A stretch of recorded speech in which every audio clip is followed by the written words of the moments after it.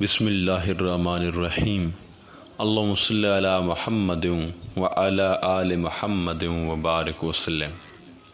سامعین کرام، جب آپ اللہ والوں سے درود شریف کے واقعات سنتے ہوں گے اور پڑھتے ہوں گے کہ فلاں بزرگ نے جو ہے درود شریف کو 10 بار پڑھ کے دم کیا تو مریض فوراً ٹھیک ہو گیا، کسی نے درود شریف پڑھ کر خشک کنویں میں پھونک ماری تو پانی جو ہے وہ کنویں سے باہر آ گیا، اس طرح بے شمار کرامات درود شریف کی وجہ سے صادر ہوتی رہتی ہیں۔ لیکن آج کا انسان جب یہ سنتا ہے تو سوچتا ہے کہ ہم سے اس طرح کیوں نہیں ہو رہا، ہم بھی تو درود شریف پڑھتے ہیں۔ دیکھیے، درود شریف تو وہی ہے، آج بھی وہی پاور 1000 سال پہلے رکھتا تھا، لیکن جس طرح وہ لوگ درود شریف پڑھتے تھے ہم ویسے نہیں پڑھ رہے۔ ہم درود شریف پڑھ رہے ہیں لیکن اکثر ساتھ ہم سے جو ہے 2 غلطیاں بھی صادر ہوتی رہتی ہیں، جس کی وجہ سے ہمیں درود شریف کی وہ تاثیر نہیں مل رہی جیسا کہ ہم سے پہلے لوگوں کے پاس تھی۔ پہلی غلطی جس سے درود شریف کی تاثیر انسان سے چھین لی جاتی ہے، وہ ایک واقعہ سے آپ کو سمجھانا چاہوں گا۔ مولانا غوث محمد شاہ قلندر پانی پتی رحمۃ اللہ علیہ نے بیان کیا ہے کہ میں نوعمر تھا اور اپنے شیخ کے ساتھ سفر پر جو ہے وہ کہیں جا رہا تھا۔ راستے میں جنگل کے اندر 2 مجذوب اس حال میں لیٹے ہوئے دیکھے ہم نے کہ ان کے اوپر آگ کے انگارے تھے، مگر دونوں کے حال میں بہت زیادہ فرق تھا۔ آگ کی وجہ سے ایک کے کپڑے، گوشت پوست بھی یعنی سب کچھ جل گیا تھا اور خون اور چربی پی بن کے بہہ رہے تھے، جبکہ دوسرے مجذوب کے اوپر بھی آگ کے انگارے جل رہے تھے، مگر جسم نے کیا جلنا، اس کے تو کپڑے بھی سلامت تھے۔ تو یہ دیکھنے کے بعد آپ فرماتے ہیں کہ میرے شیخ نے مجھ سے پوچھا، بیٹے بتاؤ ان دونوں میں سے زیادہ کامل ولی کون ہے؟ آپ فرماتے ہیں میں چھوٹا تھا، لہذا میرا دھیان جو ہے وہ فوری کرامت کی طرف گیا، جس طرح ہم کمال کرامت کو ہی سمجھتے ہیں اور ہمارا سارا دھیان کرامت ہی کی طرف ہوتا ہے۔ وہ فرماتے ہیں کہ میں نے کہا کہ جس کے کپڑے بھی نہیں جلے یہ بڑا ولی اور بڑا کامل ہے۔ شیخ مسکرا پڑے اور فرمایا کہ نہیں بیٹے، جس کے کپڑے بھی نہیں جلے یہ حالت جذب میں ناقص ہے، اور جس کے کپڑے بھی جل گئے اور جسم سے خون اور پیپ بہہ رہا ہے وہ اپنے جذب میں کامل ہے۔ میں نے پوچھا کیسے؟ فرمانے لگے کہ آگ کا کام جلانا ہے، ایک مجذوب پر آگ جل رہی ہے مگر اسے جلا نہیں رہی، گویا کوئی ایسی چیز ہے کہ جو اس آگ کو جلانے سے روکے ہوئے ہے، اور یہ چیز اس کی توجہ ہے، اس کا مقصود ہے، جو آگ کو جلانے نہیں دے رہا، جبکہ دوسری طرف سب کچھ جل گیا ہے۔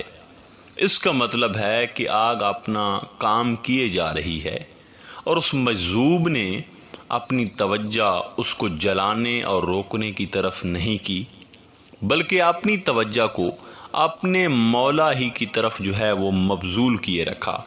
سامعین کرام، ہم جب درود شریف پڑھتے ہیں تو ہم اس نیت سے پڑھتے ہیں کہ ہمارے گھر میں برکت ہو، ہمیں مال و دولت زیادہ ملے، ہمارے مسئلے مسائل حل ہوں۔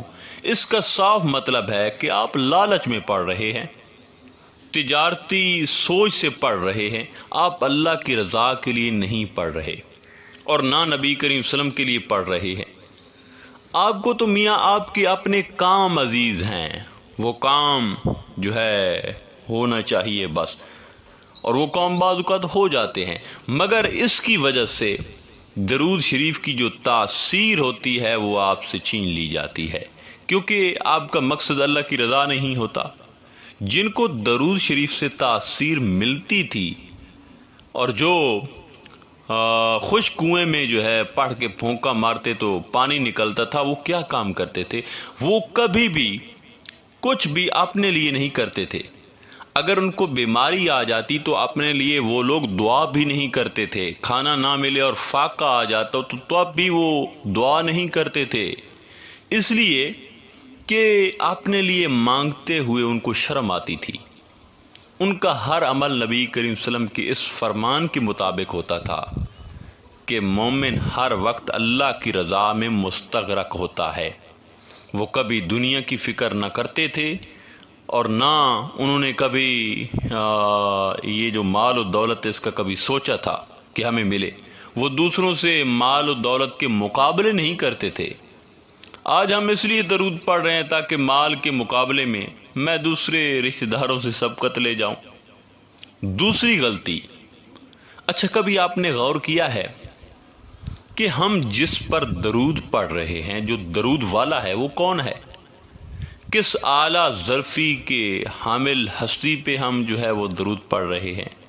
جس پر ہم درود پڑھ رہے ہیں، طائف کے میدان میں اسی ذات پر اتنے مظالم ڈھائے گئے کہ نالین مبارک لہولہان ہو جاتا ہے۔ کفار مکہ طرح طرح کی تکلیفیں جو ہے وہ پہنچا رہے ہیں، تان و تشنیع کر رہے ہیں، ہر طرح کے جملے آپ کی ذات پر کس رہے ہیں، تنقید کر رہے ہیں۔ اس ہستی کے پاس ہر قسم کے اختیار ہوتے ہیں، حکومت ہوتی ہے، اور انہی کے پاس جا کر فرماتے ہیں کہ جنہوں نے ظلم کیے تھے کہ آپ کو پتہ ہے کہ آج میں آپ لوگوں کے ساتھ کیا کرنے والا ہوں، کیسا سلوک آپ کے ساتھ میں آج رکھوں گا۔ تو انہوں نے کہا کہ ہمیں پتہ ہے آپ ہماری گردنیں اڑائیں گے، ہم کو سولی پہ چڑھائیں گے، کیونکہ ہم نے آپ کو تکلیفیں جو بہت دی ہیں، ہم اس کے مستحق ہیں۔ تو جس پر آپ درود پڑھ رہے ہیں یعنی درود والا، اس نے فرمایا کہ میں نے آپ سب کو معاف کر دیا۔ اب جو درود پڑھنے والا ہے اس میں یہ دم نہیں ہے، اس میں یہ ہمت نہیں ہے کہ وہ بھی کسی دوسرے کو معاف کرے۔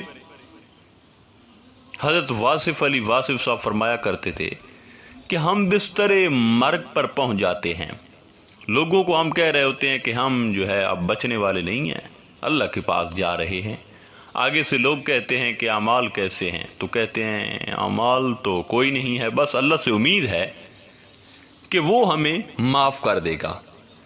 اور لوگ اگر کہہ دیں کہ یار جا تو ویسے ہی رہا ہے، ان لوگوں کو بھی آپ معاف کرتے جاؤ جن سے آپ ناراض ہیں، تو آگے سے جواب دیتا ہے وہی بستر مرگ والا، نہیں، اس کو تو ہم نے کبھی معاف نہیں کرنے، انہوں نے ہمیں جو ہے وہ بہت تکلیفیں دی۔ تو جناب اگر آپ اللہ کے بندوں کو معاف نہیں کریں گے تو اللہ تمہیں کیسے معاف کرے گا؟ اور جو تم درود شریف پڑھتے ہو اس میں تاثیر کیسے آئے گی؟ آج کے انسان کے زوال اور ماضی کے انسان کے کمال کی وجہ بھی یہی ہے کہ ماضی کا انسان ہر ایک کو معاف کرتا تھا اور آج کا انسان کسی ایک کو بھی معاف کرنے کے لیے تیار نہیں۔ تو آخر میں دعا ہے کہ اللہ تعالی ہم سب پہ اپنا کرم خاص فرمائے، ہمارے ظرف کو وسیع فرمائے، ہمیں ایک دوسرے کو معاف کرنے والا بنائے۔ انشاءاللہ تعالی ملتے ہیں ایک نئے موضوع میں، تب تک اللہ نگہبان۔